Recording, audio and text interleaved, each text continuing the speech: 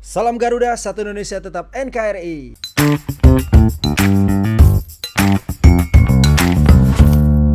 Dulu zaman saya masih sekolah ataupun kuliah, saya sering mendengar book smart atau street smart. Dan saya selalu bangga menyebut diri saya itu sebagai street smart. Street artinya di jalanan. Jadi apa yang saya tahu biasanya dari jalanan. Saya dapatkan dari berdasarkan pengalaman. Ini mungkin relate dengan statement yang juga bilang tentang bahwa kecerdasan itu beda dengan pengetahuan. Kalau pengetahuan Anda bisa dapatkan di kelas, Anda bisa dapatkan di sekolah. Kalau kecerdasan biasanya itu Anda butuh waktu, butuh pengalaman, ditempa oleh pengalaman.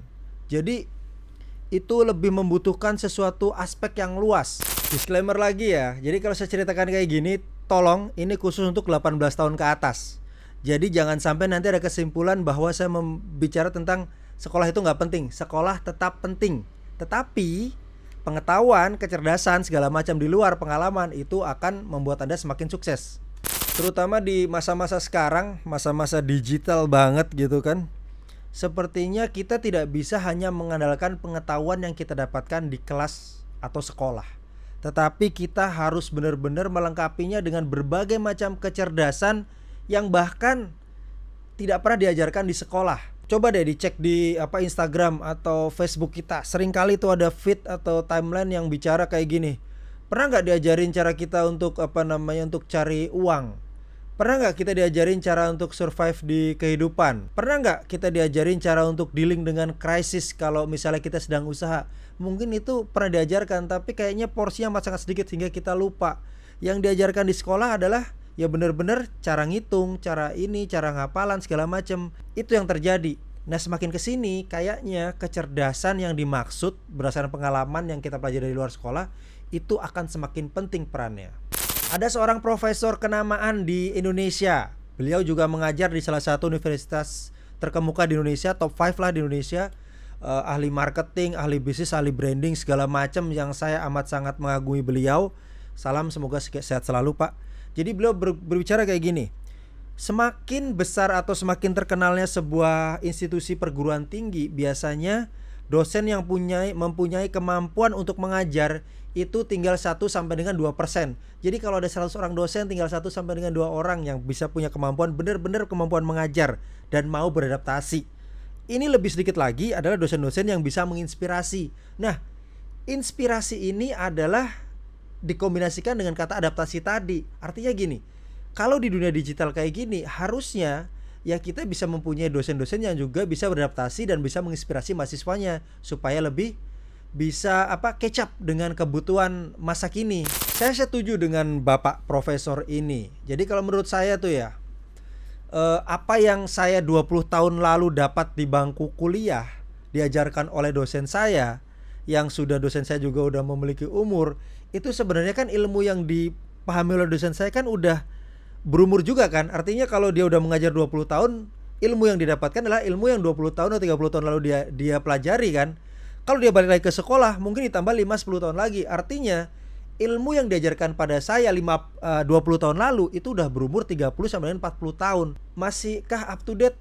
Tentu tidak. Apalagi zaman sekarang yang ilmu itu setiap hari, setiap minggu, setiap bulan akan amat sangat berevolusi, berkembang. Yang dimaksud oleh profesor tadi adalah mungkin loh ya, bahwa dosen-dosen yang benar-benar mampu mengajar dan memberikan inspirasi kepada anak didiknya adalah mereka yang mau beradaptasi dan open terhadap knowledge yang baru, yang sebenarnya banyak sekali kita bisa pelajari, sehingga dia benar-benar mengharapkan si murid itu untuk pintar, selain pintar juga cerdas, dan juga bisa beradaptasi dengan kebutuhan yang semakin kompleks di masa kini. Sisanya yang 98% itu ya benar-benar kalau saya sebut, udah ini bukan profesor yang bilang deh, saya aja yang bilang.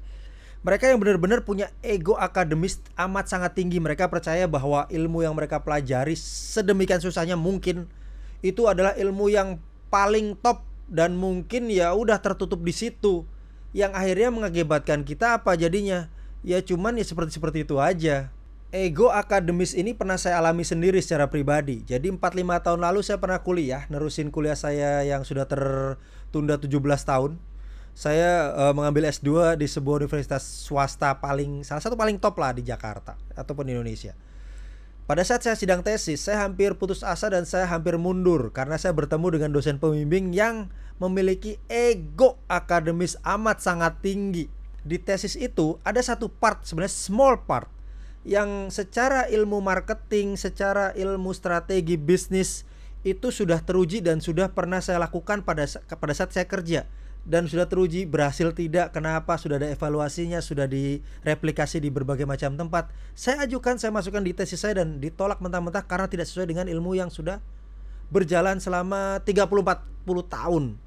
Saya waktu itu defensif dengan kondisi positif kan. Saya maju untuk mencoba untuk memberikan argumentasi saya, tapi selalu gagal. Intinya yang diharapkan oleh dosen itu, akhirnya saya tahu bahwa udahlah kamu nurut aja sama saya, pasti lulus. Kan saya nggak mau gitu kan.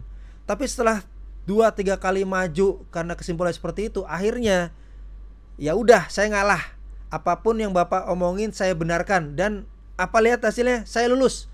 Dan kalau mau tahu, saya nggak pernah bangga lulus dari kampus yang itu, terutama ketemu dosen itu oknum dosen, maaf ya kampus. Ego akademis itu sebenarnya adalah sesuatu yang diwariskan secara turun temurun. Orang yang pintar di sekolah adalah orang yang pintar menghafal.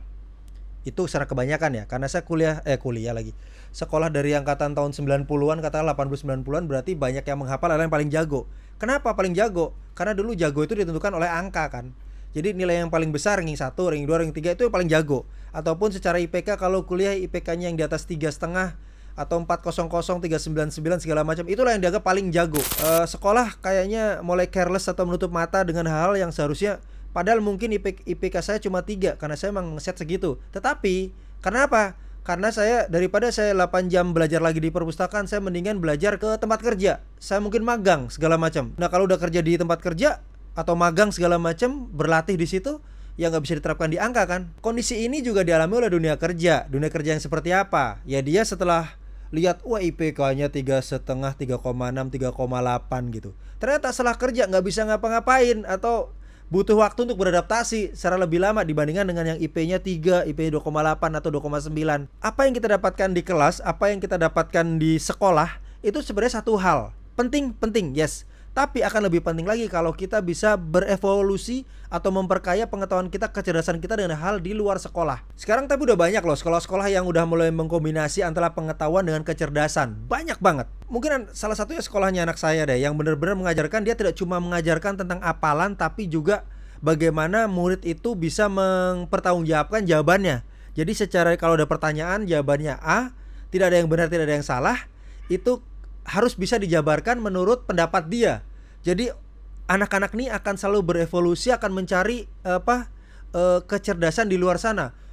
Ini harusnya jawabannya A, karena setelah saya praktekkan di rumah memang A dan bukan B. Dan itu terjadi challenge yang amat sangat, biasanya akan jadi diskusi yang panjang atau argumentasi di situ. Dan sekolah-sekolah itulah yang harusnya ada di Indonesia. Supaya apa?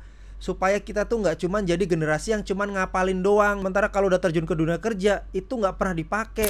Nah, buat teman-teman yang mungkin udah punya anak dan ingin menyekolahkan anaknya kemana supaya lebih siap menghadapi tantangan masa depan, ataupun buat teman-teman yang baru akan sekolah ataupun baru akan kuliah, ini deh saran saya, coba dicermati. Apakah sekolah yang akan saya masuki, apakah sekolah yang akan anak saya masuki itu benar-benar akan menyediakan balancing antara hafalan, kepintaran dengan analisa, dengan skill-skill yang lain, kecerdasan gitu. Caranya gimana? Ya coba aja lihat dari kurikulumnya. Kalau dulu kan zaman saya nih, sekolah kurikulumnya 90% lebih lah, itu intinya hafalan. Tapi kalau sekarang dilihat ya, mungkin udah lebih dari separuh atau 2/3 itu yang benar-benar ilmu yang mengharuskan orang tuh untuk berpikir secara lebih realistis. Nggak cuma hafalan, tapi ilmunya adalah yang diaplikasikan, seperti itu. Dilihat deh dari kurikulumnya. Ya semoga kalau dengan cara milih-milih kayak gitu sih, Indonesia akan lebih maju ya.